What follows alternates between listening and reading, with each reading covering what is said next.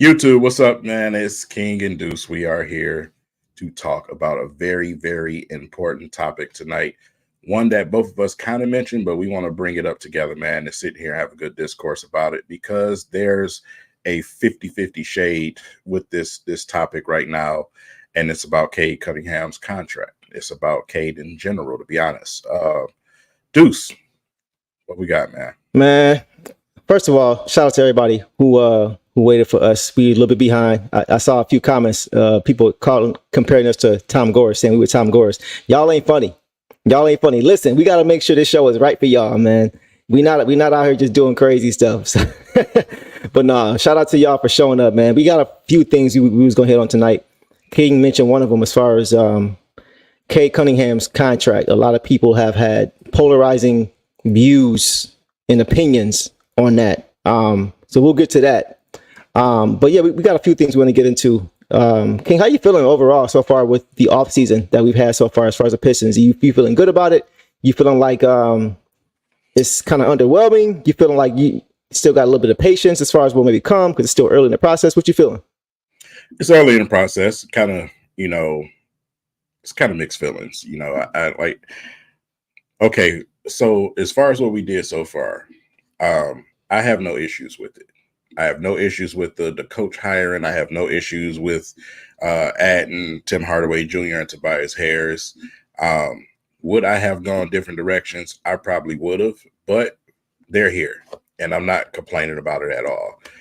It was kind of underwhelming, though, the start of free agency. I wanted, the Pistons to be a little bit more aggressive with, it was a lot of guys that you can add to this team that's just guys that's going to contribute. You know what I'm saying? I'm not necessarily say go out and get a superstar. That's not easy to bring here, obviously. But there was many guys available that I felt like contribute to teams probably even better. Okay. I was pleased to see a rumor that I did see this morning. And I don't know if he went anywhere yet, but I seen that the Pistons were in the bag for a Lauri Markkanen. Yeah. I seen that this morning. That was surprising. So, like I said, it is what it is right now. I'm just trying to be patient and let him do his due. And I don't care. I'm with you, bro. A lot has to be decided. A lot of dominoes still have to fall. It's still early in the process. We still got a cap room and things like that. So I'm kind of going to hold my opinion until we see what it looks like on the court. That's where I'm at, because even with names and guys you bring in, it still may look good on paper, but it doesn't mean it's going to translate to the basketball court. So I'm just kind of sitting back and observing, you know what I'm saying? And just kind of letting the chips fall as they may. And then once that happens, and then we kind of have a clear picture of what this team looks like on the court, then I think will be the time where I can really be able to give a proper analysis of what I think as far as the team. So one thing you mentioned, King, before, is that a lot of these signings and moves that the Pistons are making, a lot of it won't matter until we have a coach, right? So we finally have a coach. We have JB Bickerstaff as our coach. So now that we have our coach, how do you feel about this hiring of Bickerstaff as a coach? You feeling good about it or not so much? Absolutely. I'm feeling good about it because I sat there and watched exactly what he did with the Cavaliers. The Cavaliers were a similar team. They were a very, very young team, that was trying to get themselves into that winning type of mentality, right? Right. Took that team and, he got them there. They didn't necessarily advance in the playoffs as far and as deep as the Cavaliers organization wanted to. But for a starter coach to take young guys and get them to play, well enough basketball in order to get themselves into a playoffs, that's what we need right now. Let's just be honest about it. That's what we need right now. Whether, he'll be the coach in the future once we do get there to take us to the next level, let's leave all of that to the future. But right now, this team needs exactly what he is. So I have no problem with the hiring whatsoever. I'm kind of with you on that, bro. I mean, I think one thing that gets missed, and I mentioned this in the previous video, is that this is not destination A for free agents or coaches. You know what I'm saying? It ain't just like we talk about it often with free agents, like they're not going to sign here, yada, yada, yada. But you got to consider that same thing with coaches. Coaches don't want to come to a situation where it's going to make them look bad or feel bad either. So that's one thing we have to keep in mind. And I talked about it. I wanted Mike Nori, right? I wanted Mike Nori, Timberwolves assistant, who was pretty much the acting coach in the playoffs after round one, pretty much. That's who I wanted. But like I mentioned, we don't know if he wanted to come here or not. I kind of compare it to Ben Johnson with the Lions, right? One of the coveted assistants, one of the most coveted assistants that everybody wanted, right? And because he realized he was in a good situation and he felt he could still win a Super Bowl with the current situation he was in, he decided to come back. And that may have been the case for Mike Nori. He may have figured, yeah, I could go coach now, but those coaching jobs are going to be there if they're there now. And they were close to getting to the finals last year. They got beat by Dallas, but he may have figured, yeah, that'd be great, but I want to get this another shot. So considering that, I'm not mad at the hiring because we got a guy who has a chip on his shoulder. He's defensive minded. We saw what he did for Donovan Mitchell and Darius Garland, right? That backcourt. They didn't both become all-stars until he was there together. Mm-hmm. So that just gives me hope for our backcourt. So I just want to see what he's able to do for this team. But I love the chip on the shoulder that he has. I love that because that matches what we have right now. Everybody's laughing at us. Everybody felt that Bickerstaff got fired prematurely, right? Because he took them to back-to-back playoffs. They advanced further this past year than they did the first year. So it seemed like they had very realistic expectations for him. And he may have been rubbed the wrong way. I would have been rubbed the wrong way by that. So he's going to come in with a chip on his shoulder to prove, y'all shouldn't have got rid of me. Y'all going to miss me. And keeping that Lions theme right now, the Pistons are doing something similar to what the Lions did. And that's bringing the coach before the GM. Right. We're going to pick the coach that we want out there with the players, and then we'll go get the GM that we want to acquire players. Good point. Afterwards. And that formula works, what I'm saying? Because it separates the two jobs. Your job is on the floor. Your job is up here in the office with us. Right. That's the way that you do it. So like I said, I have no problem with them going to get him to be the coach, to raise up our young players, man, and try to get them into that playoff contention. But the GM search just got that more magnified to me because, you can have the coach all you want to, but at the same time, that coach needs to acquire talent. Right now, Trajan is doing that job, but I want the GM to come in here and make some moves and bring some guys in here that's going to take us to the next level. Mm-hmm. Yeah, I'm with you on that, bro. It seems like the chat pretty much is pretty happy with that too. So, yeah, Marvin, I'm with you. I wish we could go and get Sweeney to be our lead assistant, but I think much like Mike Nori, he figures he's in a good situation with Dallas. And with them just getting Klay Thompson, he probably feels like they have a more of a legit shot to get back to the finals than win it all. So, that's a perfect world, though. That would be a great situation if we can get somebody like him as our assistant. But I'm happy with Bickerstaff for sure. So let's move to our next topic, bro. We've talked about this, you and I, a little bit, but we haven't had a chance to really dissect it together. So Tobias Harris, right? Signs for 2 years. And King, you and I talked about this, right, a few weeks ago. It seems like at first you were kind of iffy about it, but considering what our options were and, the positives that he still can bring to this team, it seemed like you kind of warmed up to it a little bit. Am I correct on that evaluation? Yeah, at first it was just like, man, okay, we've seen Tobias Harris before. But then when I started to really think about it, and I thought about the players that we have on this team right now, they need Tobias Harris. So, I don't have a problem with it at this current moment. I said, I think he's going to fit right in. He fits with what we have right now. That's the most important thing. Bring players in here who fits with what you have and what you're trying to do. So, at first it was a little shaky, but then I had to sit and think about it for a minute. Yeah, I feel it. Especially since he'd been here before. It kind of may have seemed a little bit redundant, but it is a little bit different situation. And one thing with him that I mentioned before that I really am looking forward to is just his professionalism, bro. Yeah. We always talk about how young this team is, how they're lacking veteran leadership and professionalism. And King and I, we talked about this, bro. We talked about Houston, how they wouldn't got Fred VanVleet. They wouldn't got Dylan Brooks. They wouldn't got Jeff Green.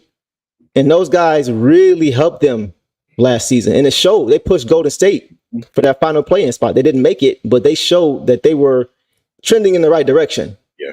And so Tobias Harris provides that, and that's part of what comes with negotiating to pay him. Because think about it. I'm sure he and his agent know the same way we do that there's a lack of leadership here. So that may have went into why he was able to get $26 million. That's still reasonable, to be honest. But I would have even paid 30 to get him here just because of that. And you look at teams like Houston and you see how that veteran presence was able to grow those young guys in just a season. That goes into it too. It's not just on the court. It's also what you're able to do off the court to help them on the court. You know what I'm saying? It all works together. So we needed good vets, and we got a good one in Tobias Harris. He's professional. He's mature. He goes about his business. He's no nonsense. He's not a locker room problem, no baggage. He's consistent, you know what I mean, with his approach to the game. I like it. I love it. I think at that price point, we couldn't have got a much better signing for all the things that we need. And on top of that, he's a spacer. He's a spacer. He can shoot the ball, right? So that's going to help the pick and roll offense with Cade and Jalen Duren and Ivy and Jaden Duren, or whoever you want to run in the pick and roll. It just opens up, like you always say, driving lanes for those guys to be able to have space to get easy buckets, whether it's off the oop, whether it's off, the catch and shoot in the corner, whatever it is. It just gives you more space to have more options. So I think that's 100%. That's an A+ signing, in my opinion. And for 2 years, he's 32 years old. So if it was 4 or 5 years, now you're looking like toward the back end of that career, you're probably trying to move it and nobody's trying to take it. You know what I'm saying? So 2 years, he'll be 34. He may just start to be declining because he takes care of his body too. He takes really, right? So 32 to 34, I don't think it's going to be much drop off. So you pretty much still get a high level Tobias Harris for 2 years, which I'm with.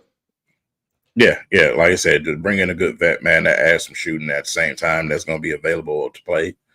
Right. That's it all works out well for me. Right. It's not just a Kojo situation where you got somebody in your ear, good veteran, but he's not really doing anything on the floor to have you listen to him. Right. Get out of here, man. Your favorite guy. Yeah. So I think we all agree as far as with Tobias Harris. So yeah, we're not gonna spend too much time on that. I think we all pretty much agree that was a good move for the Pistons. Yeah. Also, good point here by Dwayne. Not to mention how Asari Ron can learn from him. Exactly. All of our young guys are going to be able to learn. When you as a young guy are impressionable and you see vets that are in the locker room or that are in the gym early every single day, it kind of builds a standard. It's one thing if a coach is doing it or coach is saying it, but when you got vets who've been here and they're starting to do it and they're doing it and they're setting that bar, it kind of rubs off on the young guys. Say, oh, okay, he just came here and he's already doing this. Right. I can't let him outdo me. Let me get in there with him. You know what I mean? That kind of thing. So that's what I'm hoping to see. And Marvin, the last thing, he's never really injured. He plays 70 games a year on average. You can't ask for better than that in today's NBA. You know what I'm saying? So definitely with that, 100%. Yeah. Okay.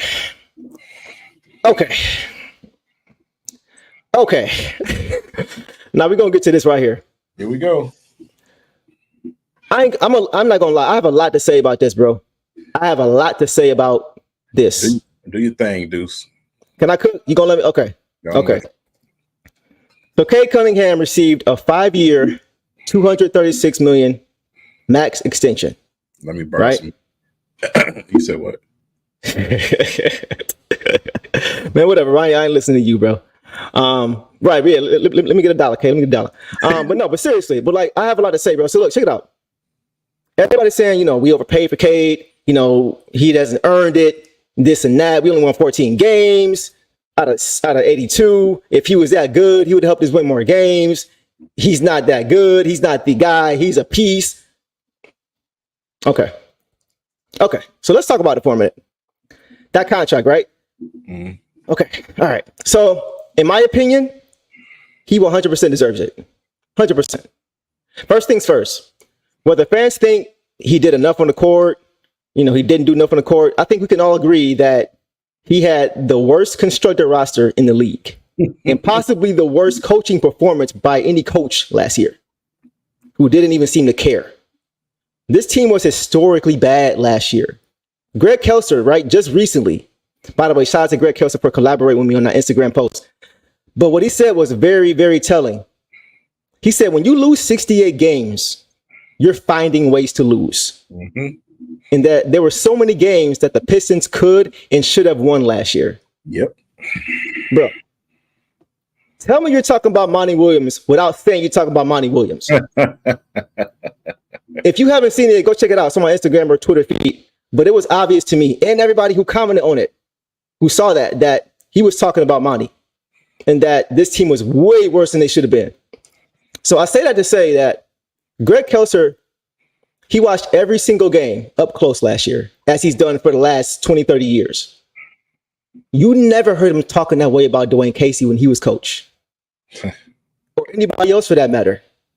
And this team was actively tanking the season before last when Dwayne Casey was here. And they still managed to win more games than they did last year when they were trying to quote unquote win. So with all of that, you point the finger at Cade and say he didn't play well enough or that he should have somehow willed this team to more wins. That's wild to me. On top of that, let's just talk about something that we just talked about in our previous segment. We just talked about Tobias Harris and why the Pistons paid him $52 million over the next 2 seasons. Did we not? What did we say? Veteran leadership, locker room presence, professionalism, right? All that stuff. Yep. Why does that not apply to Cade Cunningham when it comes to how he's conducted himself since he's been here? He's going into his 4th season with his 3rd coach. And as far as on-court play, it's really his 3rd season with his 3rd coach because he missed a year. He's literally had he's had everything working against him since he's been here.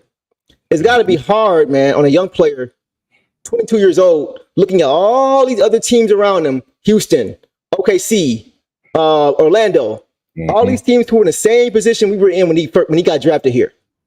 And they all have better look in the draft. They all have better roster construction, and they're all much closer to contending than we are right now. But despite all that, Cade is still a consummate pro. When the Pistons were going through their losing streak, more times than not, who was showing up post-game to answer the same questions over and over and over again? Like so often, bro, when things are going well, star players around the league are front and center, right? But when things start going south, nowhere to be found. They don't want to face the music. You never heard Cade being an issue in the locker room or pointing the blame at his coach or pointing the blame at his teammates. And this is a young, impressionable team. Like, think of the effect that type of attitude could have on that team. We think it's bad now. It could have been way worse. I'll give you an example. A perfect example. And this is from my all OG Pistons fans. Y'all remember this. The year was 2011. John Kuester was the coach. That team was bad. So bad that I think it was either 6 or 7 players. They actually revolted. King, you probably remember this. Yeah, I remember. They revolted. Yeah. They either showed it was a regular play. It was a regular season game. They revolted. They either showed up late to a morning shoot around or they just missed it completely. But they were giving excuses. I sprained my esophagus or I broke my pinky. It was the most random excuses. They were basically, they didn't care. They just intentionally didn't show up. So that left John Kuester with 6 active guys to play that game that night. Yep. They intentionally and publicly blamed and embarrassed him. And he got ejected that same night for obvious reasons, understandable reasons. But the messed up part, those same players that refused to play were on the bench laughing. Look it up. It's not hard to find. You can go find it. I watched it live. King, I'm sure you watched it live too. Yep. Now, I'm not saying that the frustration wasn't warranted because it was clear that John Kuester, that's his name, John Kuester, he wasn't the right coach for this team. He was in way over his head. I get that. I get it. But you still got to be professional. Yeah. You paid well to do your job, man. You got to honor that. And many of those guys are veterans. I'm not throwing shade on any of these guys, but one thing we do on here, King, we keep it a stat. We call it how we see it, regardless of what or who it is. It don't matter. So this past season, something to that same effect could have happened, especially after this 27-game losing streak. But Cade, as a leader, what'd he do? The opposite. He was encouraging guys. Don't jump off the boat. This team ain't 2-27 bad. Always positive. Because he knew his teammates were watching, looking at him. That's the leadership quality. So it's very unfair to put him in that position. And he still showed up. He still faced the music. So he had to know, bro, that it was going to be a ton of criticism coming his way, a bunch of memes coming his way, regardless of what he would say in that post game. Right. But he showed up. Yep. He still led by example. So regardless of what you think he did on the court, if he's worth it on the court, you cannot deny that his leadership off the court, especially during that streak, is something to be rewarded. That's rare, especially for a 22-year-old who's a number one pick overall. So if we're going to talk about how the Pistons needed to pay Tobias Harris in part because of his leadership and professionalism, as we should, because he is, then there's no reason whatsoever that Cade doesn't deserve it too. And one more thing, for those who might say, yeah, Cade that's good and all, but we still need Cade to produce on the court. Okay, fine. I got you covered. I got some numbers. So last season, right? He averaged 23 points, 7.5 assists, 4 rebounds. So I don't think many even really noticed because the team was so bad last year. But last season, he had a career high in points per game at 23, as I mentioned. A career high in assists per game at 7.5, as I mentioned. A career high in field goal percentage at 45%. A career high in three-point percentage at 35%. And a career high free throw percentage at 86%. And his minutes were the exact same, 33. So he's becoming a better player year over year, despite the team being historically bad. And you might be like, okay, well, it's easy to score points on a bad team. Somebody's got to score the points, right? Okay, fine. But you know what's not easy to do on a bad team? Be efficient. Because teams are keying on you. They're key. You got 8 to 10 eyes on you. And despite that, his efficiency went up. So his turnovers, yeah, I get it. He got to cut down on that. But come on, man, based on everything we talked about and considering he's still only 22, there wasn't much more he could do. Imagine what he could do with a proper coach on a team with just average conditions, just league average conditions. And then let's talk about that contract. So anybody saying he's not worth it, after that, after all I just laid out, I ain't trying to, I got nothing else to say to you. There's nothing I can say to you to convince you. There's no way you can look at that situation as a whole and put the blame solely on him and say he doesn't deserve the money. No way. You know, like I said before, it don't take somebody with a half a brain to realize that if you place Cade on any one of these other rosters that were actually productive and that didn't have a coaching staff that was non-existent, we having a whole different conversation right now. Right. Leave that 14-win season exactly where the hell it's at. Let it go. Let it be. Let it be, man. Yeah, somebody said John Kuster got more wins that season than Monty Williams got last year. Like, what are we talking about, man? If Monty Williams performs the way most of us thought he would, I'm not saying get 50, 60 games, but if he just does what we expected him to do in year one, even in year one, we're not having this conversation about Cade's contract. Yep. It's nothing to talk about. Anytime you have, we say it all the time, a coach playing a guy that's no longer in the league over your starting two guard, there's nothing to talk about. Nothing. So for all those, just think about those things, man. You got to look at the big picture. If you're going to reward Tobias Harris for professionalism and all those different things, there's no reason you shouldn't give it to Cade Cunningham, who's been doing this for 4 years. Right. Come on, man. So that's my piece on that. I just had to get that out because I saw so many people talking about Cade and his contract, and it's like, what more did you want him to do? He got better when the team got worse. I don't get it. I don't get it. So that's just my take. Maybe I'm off base. Maybe I'm wrong. I don't know, but I feel like there was nothing more he could have did last year. And I think once he has a competent team, knock on wood, come on, Trajan, make it happen. Then we'll all see that he was worth that contract. I have full confidence in that. Yeah, Cade, he's going to continue to improve. You know what I'm saying? He's going to continue to improve. I just hope that this team can improve with him. Right. Saying make it a little bit easier on yourselves, man, and go out there and give it everything y'all got. Yep. Just like Cade is. You know what I'm saying? Yep. Just like Cade is, man. That's all we asking. Let's stop being the laughing stock of the league.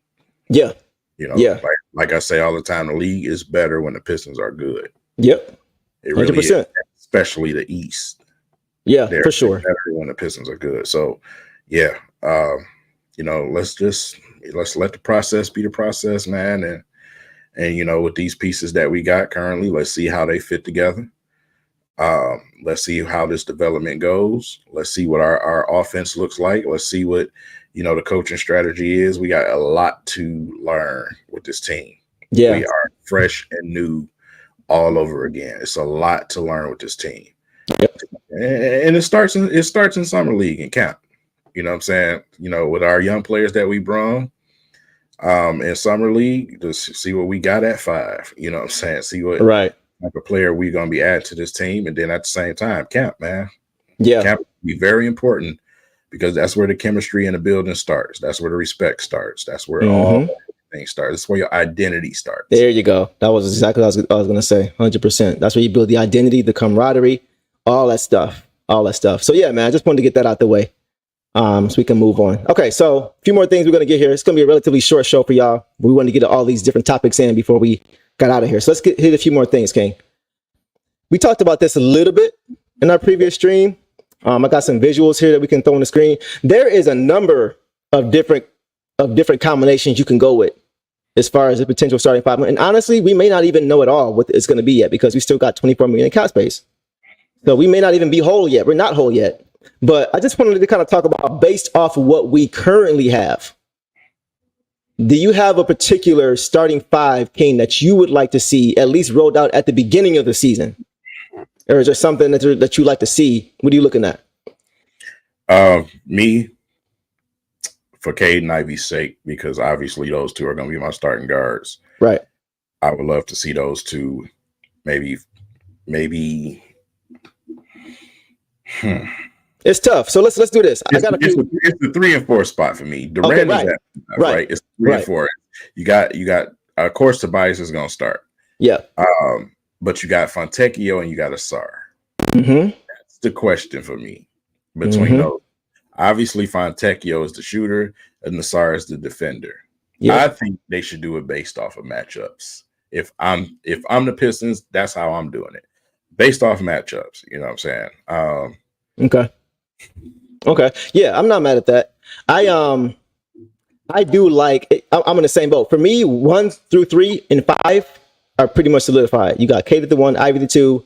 For me, I have Tobias at the 3, and I have Durant at the 5. We talk so much about the 2 big lineups in the East. Yeah. All the time. Putting Tobias at the 4 does not help you guard those 2 big lineups at all. Not at all. We saw it when he was here before. We talked about it. When Kevin Love was dominating him in 2016 in the playoffs when he got swept. LeBron was just tossing the ball down to Kevin Love every single time and go to work in the post. And it was hard to watch. I don't want to see that anymore. All the contending teams in the East are big. They all have size. So if we're going to try to contend in the East, we need to have size. So my ideal lineup as of right now is not a popular one. But Stu at the 4. But Stu at the 4. That's, to me, that's what makes the most sense as far as being able to have spacing, size, and defense. He's too small to guard starting 5s, right? So to me, that will make the most sense. You can easily say it's Fontecchio and Tobias together. That's fun. That's fun. That gives you more spacing. Probably going to score a ton of more points. But now you're relying solely on Jalen Duren to get to grab rebounds. And I don't want that. And I don't want to see any of our 4s getting bullied in the paint. I don't want to see Andy down there by himself trying to get a rebound when you got 2 other bigs and they're trying to go against him. I don't want to see that. I know Stu is not many people's favorite pick because, people think he's an undersized 5 or maybe he's a backup 5, but he gives you all those things we're looking for that either Asar or Fontecchio only gives you 1. Or, you know what I'm saying? Fontecchio, he's 6'7", 205. Tobias is 6'8", 235. So if I don't want Tobias at my 4, I definitely don't want Fontecchio at my 4 at the 4. You know what I'm saying? So for me, I just don't want to. I don't want to be undersized. I don't want to have a big backcourt and have a small front court because now you're throwing it off. You're offsetting your size. So to me, Stu would make a lot of sense at the 5 because he gives you spacing. You don't need him to score a lot of points because now you have spacing on the floor with Tobias Harris. He can get buckets for you. He can give you more spacing. So now your guards can get guys like Stu easy buckets because they have, you know what I mean? So it just opens up, I think, the offense and the defense. It allows the defense to still be intact to where you're still able to match up with those bigger teams. And I'm going to answer this. Almost every team that we watched in the playoffs. Yes. Almost all the good teams that we watched in the playoffs. Milwaukee and Boston.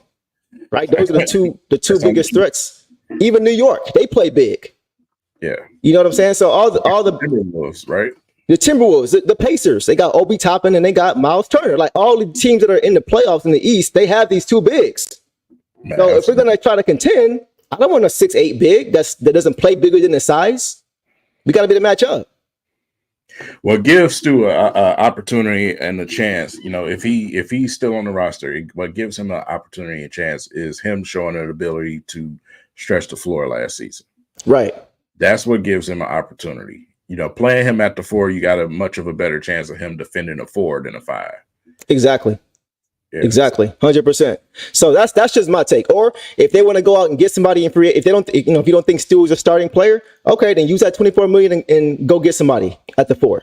Go get I know probably not going to happen, but a Miles Bridges type of guy. He's not even really that big of a 4, right? He's an athletic 4, so he can play above the rim, right? But if that's the move, then if you want to get somebody else to bring in to fill that 4 spot and have Stu off the bench as your 5 or something like that, I'm with that.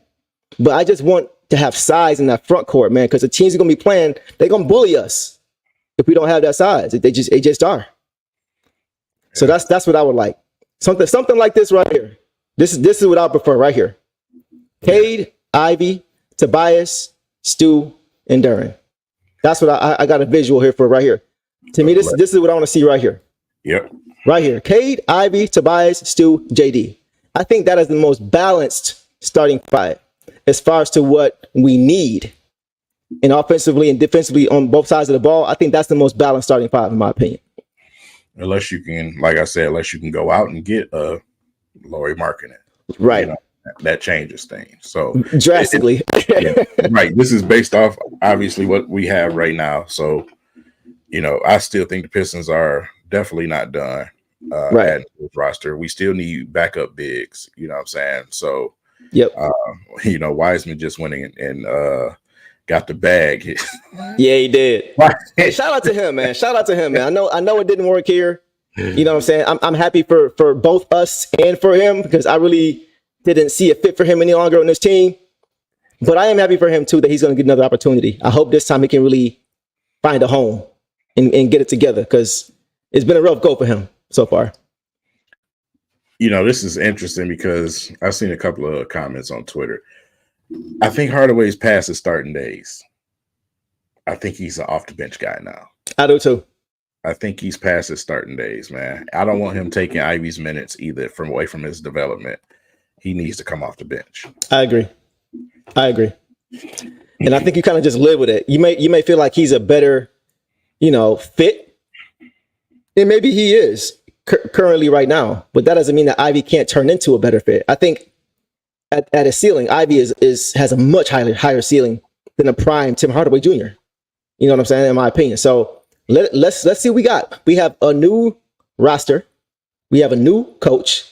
We'll have a new GM, and we have a new president. I want to see what these guys look like under all this newness. We haven't seen it. So I definitely am going to give Ivy a chance to prove that he deserves that starting 2-guard spot. And if he doesn't, now we having a different conversation. But to have not seen it with this new team that we have, this new front office that we have, this new coach that we have, I got to see it first before I can just dismiss it. Yeah. For sure. So, go ahead, bro. If they start Hardaway at the 2, then, Ivy being the 6th man, obviously, I mean, I guess I just have to deal with that. But me personally, I just don't want to see it. Right. Past that point to me. And Marvin, you're right. He did say he wanted to play with him, but he didn't say he wanted to start with him. I'm just saying we don't know to the extent of what that meant. So yeah, we gotta wait and see, man. I'm definitely not benching Ivy after what he had to endure last year. I'm not messing with his confidence again. Bringing in somebody who is no longer in their prime. Yep. You know what I'm saying? Who's never played here, and you haven't given Ivy a chance to play under this new infrastructure. I mean, that's the perfect way to mess with his confidence even more after what happened last season. I'm not doing that. We'll be stuck in the same scenario where we are now, saying that him and Cade only played 60 plus games. You see what I'm saying? Right. So I don't want nobody getting in the way of that, bro. Move your ass out the way. Let our backcourt build some chemistry and play together. And then, like I said, he can come off the bench. Yeah. 100%. They played a total of 68 out of a possible 164 games together. That's like a third of the games. So there's no way I'm pulling him out of that starting lineup right now. I gotta see what it looks like first. Yeah. On paper, like we talked about earlier, on paper, Tim might look better, but on the court, we gotta wait and see. So we kind of talked about it a little bit, bro, but let's just kind of get to it one more time as far as this cap space we have. I heard Lauri Markkanen a lot in the chat, and I'm not mad at that. Is there anybody else that you have your eye on as far as free agents? That a couple of them got deals today. Obviously, I was looking at more Orlando to see what happened with those bigs over there. Those guys got deals, man. So yeah. As far as bringing in another big, especially at the power forward spot, I would have to see and look and see what's available. I'm not quite sure what's available because it was some signings that just took place while we sitting here talking.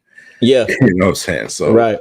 I would have to see what's available out there, but I prefer we go big and either get another backup center or something at power forward.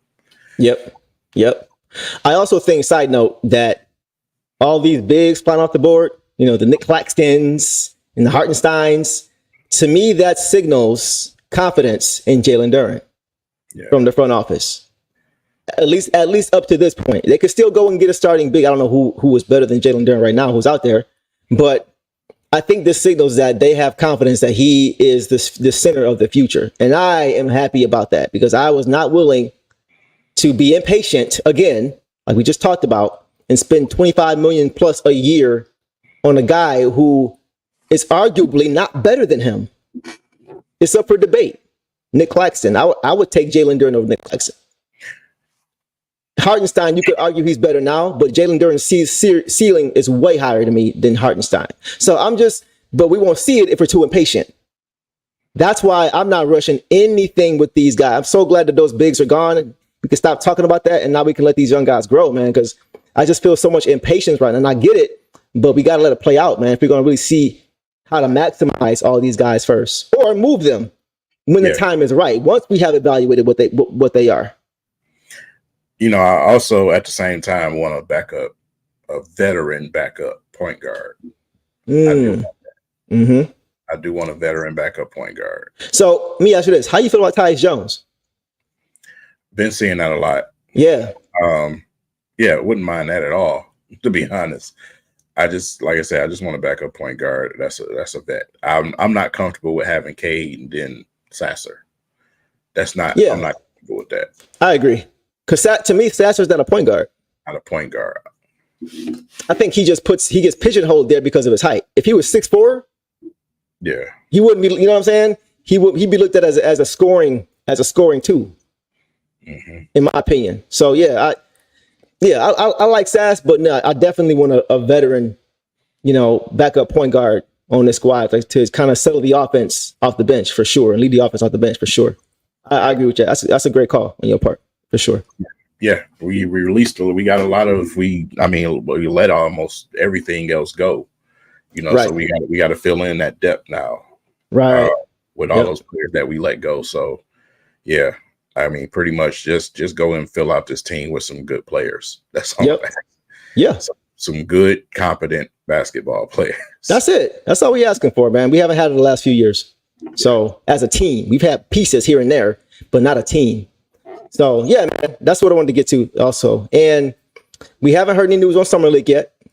Right? We're still waiting to get that. But I am looking forward to Summer League, bro. I am really looking forward. I'm looking forward to Ron Holland. I feel like he's about to show out. Because you know how it is in Summer League. There isn't a structured offense. It's a lot of turnovers, a lot of fast break plays, which is where he shines. He's he's a dog on defense. I see him getting 2 to 3, maybe 4 steals a game. I see a bunch of run out, fast break dunks and, wire to wire play. I see a lot of that with him. I think he's about to show out. I kind of think our young wiry big man is going to steal the show. Really? Mr. Out of Sweden. I think he's going to steal the show. I had an opportunity to sit and watch him a little. You know what I'm saying? Mm-hmm. And obviously, competition level ain't the same over there. But looking at his skill set and some of the moments I've seen with him, Yeah, I think in summer league, he's going to he might steal the show. He might I have a can see couple it. of Pistons fans like, oh, Right, I can see right. why we drafted him. Exactly. Real quick, shout out to Jalen Bennings, Ashton's brother. Go follow him on Instagram. He's got a ton of hilarious and good content on Instagram. I think it's BZ Digital. Correct me if I'm wrong, Jalen. I think it's either BZ TV or BZ Digital. But check him out. Go check him out. He's got a lot of great stuff. But yeah, man, getting back to Clint. Yes, man. I think he's, like you said, a dark horse, bro. He is nice, man. Like, just, he's one of those, he kind of gives me like Siakam vibes a little bit. Like, he's just a wiry guy who can kind of do a little bit of everything. You know what I'm saying? He's a good defender. He's got great measurables. He's got a crazy wingspan. He's athletic. He can shoot the ball. He's great in transition. I like him, man. That may be a very underrated pick. So that's a great call, bro. I forgot about him for a minute. Yeah. And I'm really looking forward to seeing him on his team, like, going forward. I think he fits his team perfect. Yeah. You could put him in a bunch of different positions. He can guard different positions too on defense. So he gonna be nice, man. I think he's gonna stick around. Yeah. Can't wait to watch it, man. Like I said, we also signed a few young guys too, man. Just to, I don't know, I just love the summer league. Right. I love the summer league. But like I said, at the same time, a grain of salt. You can't put too much. You're right. We've seen Stanley Johnson and Henry. Like, I was thinking about this, bro. How many summer league stars ended up being NBA stars? Right. Not really too much. So it's like, we've seen that here with the guys we just mentioned. You know what I'm saying? So I'm not gonna put too much into it as far as like points and stuff. Like, I'm not looking at stats when it comes to these guys. I just want to see what they can bring us. I want to see how they look against other players, other professionals. Because it's different when you're playing overseas and when you're playing, college. It's a little bit different. I want to see how these guys look against guys who have already played in the NBA. Guys who are trying to latch on with the team. Guys who are coming at them too, because you got to keep in mind, summer league is for development, and it's also for guys trying to latch on to get a contract with a team. A lot of guys in summer league, when it's over, are not on a team.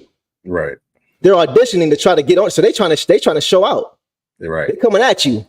They trying to make memories for these coaches and these staff. They're trying to stand out. So I want to see how these guys respond to that. That's what I'm looking for. More so the eye test than the stats is what I'm looking at with summer league for sure. And that's it. I always say, stats are meant to elevate an argument. The eye test is always going to be the say all be all for me. 100%, bro. So yeah, it should be fun. Should be a fun couple of weeks. I'm still waiting to see what we do with the GM spot. I still don't know. I would love to have like a Tayshaun Prince, somebody come in like that. That would be, he just fits the bill for me. Like, he just has, he's a student of the game. You know what I'm saying? He just has that type of mentality to where he's going to do his work the right way. I would feel very comfortable having somebody, honestly, more than anybody else in that championship starting five, he is the guy I would want in that role. Mm-hmm. He just seems very studious, very much of a researcher, very much just about basketball. Not saying they're not, but they have, Chauncey is a coach now, and, Ben is doing his own thing, his businesses. Tayshaun is about hoop still. You know what I'm saying? That's who I want in that GM spot. Somebody who's about hoop still and who's always looking to improve the team, who's always looking to be innovative, who's always looking to get better. That's Tayshaun, and somebody who doesn't command a lot of attention. Like, he's very like offstandish, very aloof. I don't mind that from a GM. As long as you're doing your job properly, I don't care. I kind of want you to be in the background when it comes to that, and just showing your face through your moves.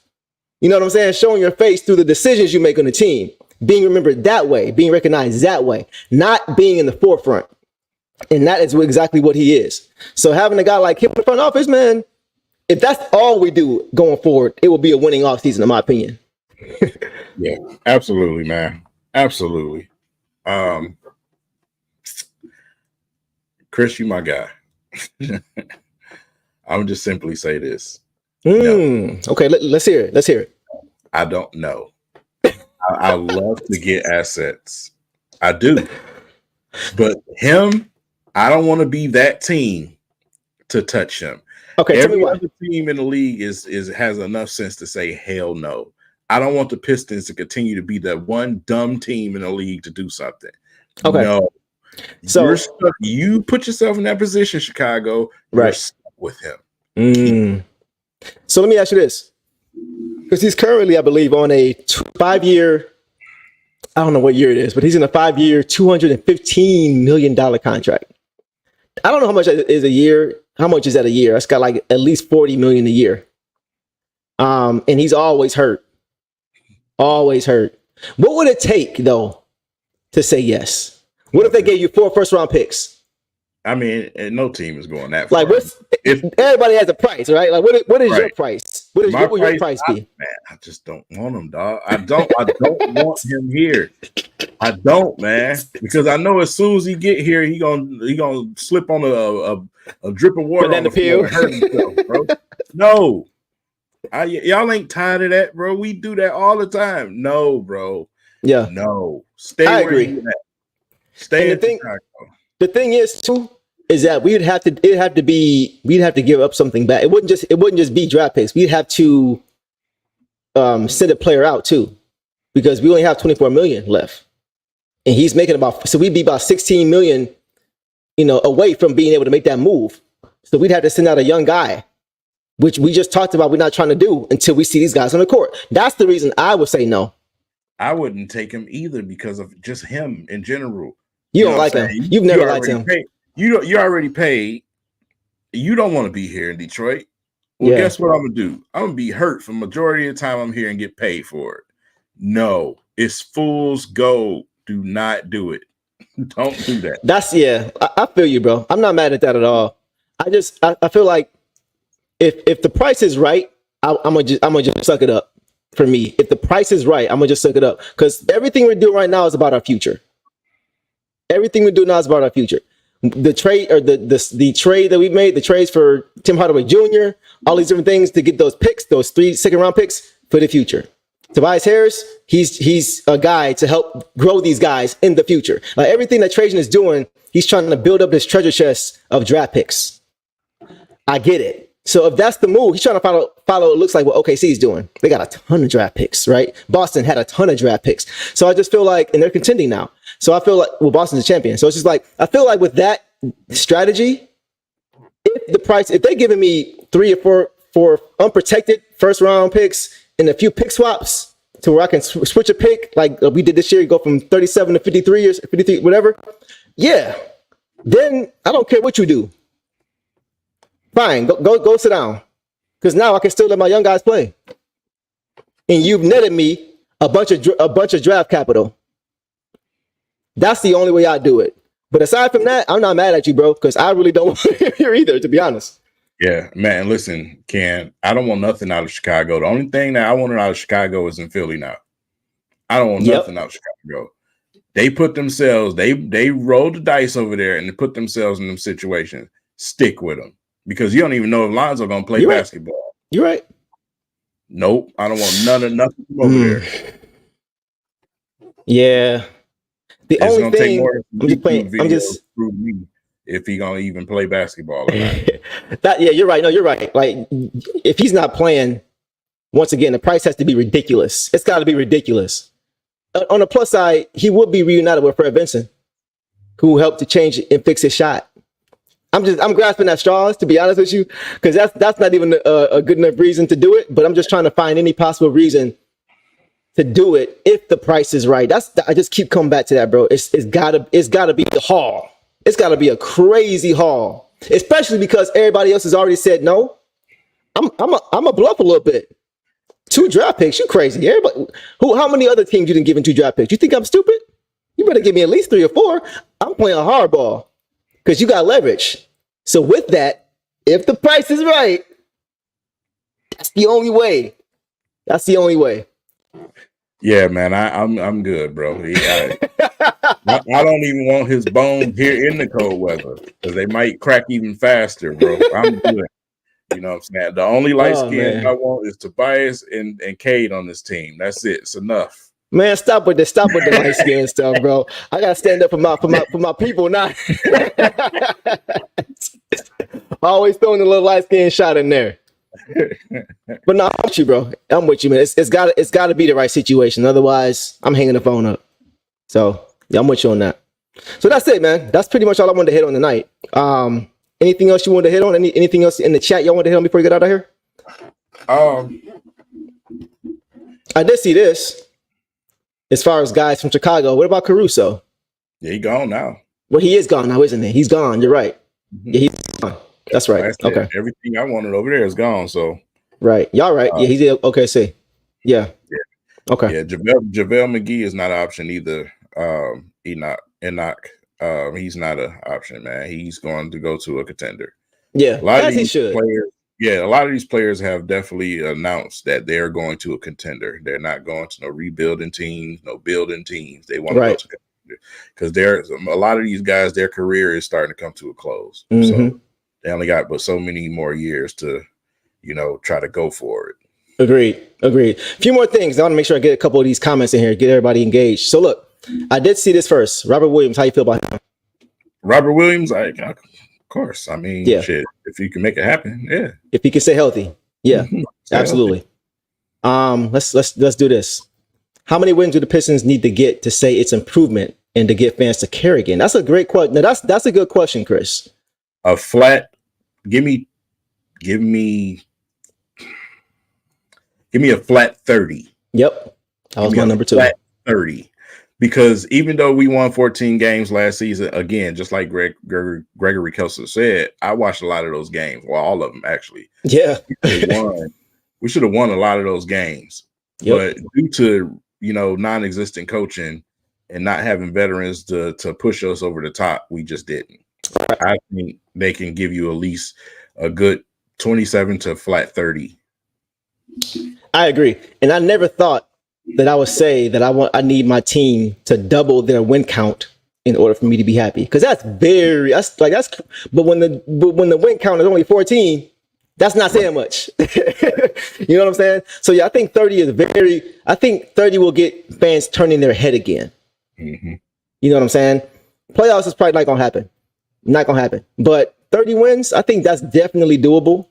I think for the players, it's a new energy now. We're not going into the season with the same situation. I think that alone is going to just have guys playing harder. You know what I'm saying? Not having to worry about the things they worried about last season. How's your coach not caring? Or am I going to get benched for somebody whatever? I think the new voice and the new energy alone is going to help us get a few more wins.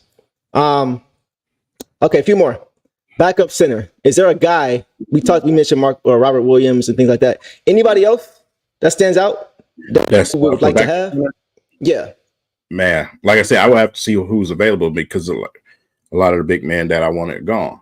Right. Like I said, Orlando re-signed guys, even re-signed Mo Bamba. So right. Isaac is gone. Isaac, he just got signed somewhere else, didn't he? He just left. Yeah. Okay. Yeah. I thought Jalen Smith went somewhere. If I'm not Did mistaken. He? I gotta check. Yeah, that's what I say. I have to check. I have to see what's available because it's been all day. It's been, Yeah, it's been moving. I will have to check. How do you feel about Mitchell Robinson? I know he's still under contract, I believe. Baby Drum. I was calling him Baby Drum at one time. Oh, Baby Drum? Yeah. In New York. So I would like that, but they got to give me something back to take on his contract. That would be the ideal situation because now you're getting a guy who can help you. Yeah. Though you wouldn't let them know that. You're getting a guy that can help you, and you're still following your blueprint of getting the assets for taking on those contracts. And I don't think he will cost more than $24 million. Right? I don't think he will. I think Hartenstein would for what? Would he go for 30 a year or something like that? I think so. Something like that. So yeah, Mitchell Robinson is not Hartenstein. That's why Hartenstein started and Robinson didn't, right? So I think you can get him at $24 million. That might be my last move. You know what I'm saying? As far as that goes, maybe try to get a backup point guard with your $8 million exception. Maybe something like that. But aside from that, Devin said 35. Yeah. So I think we could try. I think we could get Mitch. I got to see what his contract is though. Because I think he's on the contract. I'm not sure how big it is, but if we can get him, that would be the move for me as a backup center for sure. Yeah. And I think that's pretty much it, man. I think we got most of the questions here too. So That's a wrap, y'all. Appreciate y'all showing up and showing out as always, man. Shout out to you, Chris. Absolutely, man. We do what we can, bro. Gary Trent, last one. Gary Trent Jr. Last one, then we out of here. Yeah, fine. How you feel about him? I'll take it. Yeah, for sure. For sure. Good player. Gary Trent, Malik Beasley. I even take Malik Beasley, a spacer, something like that. Billy Bands, I see you. So yeah, we're gonna call it at that, y'all. Like I said, appreciate y'all showing up and showing out. King, you want to talk about something that's coming up, right? There was some breaking news earlier. Okay. The NASA's requested a trade. Shut up. Okay, Marvin Tolbert. Hey, listen, man. Okay, Marvin Tolbert. It was on NBA Central. What I see. Seriously? I'm dead ass right now. Man. Big bro, little bro probably made him mad. That's all that is. They probably had an argument about how many minutes he's not going to be getting next year. Hey, man, the NASA's will come over here and flourish. I wish you could see my eyes right now. Him to the Lakers, man. Him and Bronny taking the league over. You done? I'm done.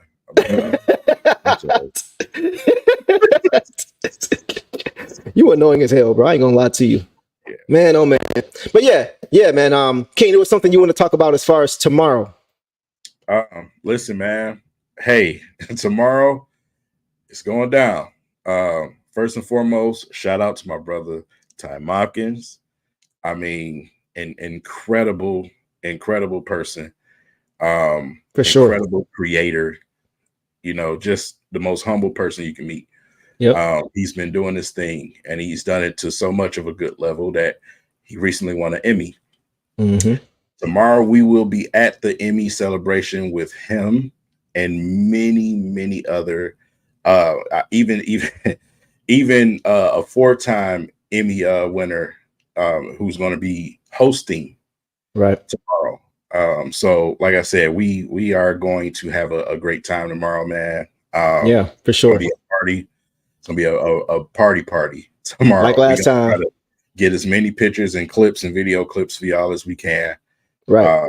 But yeah, it's gonna be a heck of a blast tomorrow, man, at this celebration, this Emmy celebration tomorrow. So yeah, looking forward to it. Looking forward to it, man. It's gonna be a lot of notables there tomorrow night. So we're looking forward to being able to get in the building and share whatever we any footage we get with y'all. So it should be a good time, man. So looking forward to getting back with y'all on Thursday and talking about it. But with that, King, you got anything else, bro? That's it, man. I think we done hit on everything. Think so. We'll continue to watch free agency and see what happens around this league.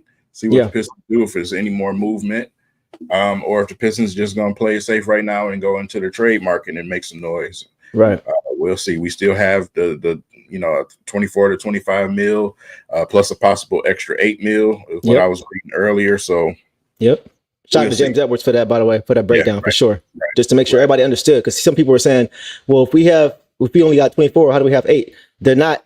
They're separate. The 24 million is the cap space, and then the 8 million is the exception. So we have a total of 32 million, but we can't use it like 32 million combined.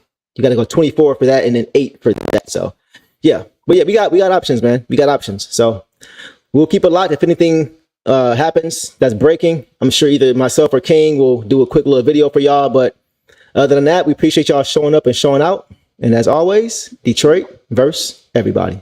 Peace. Peace.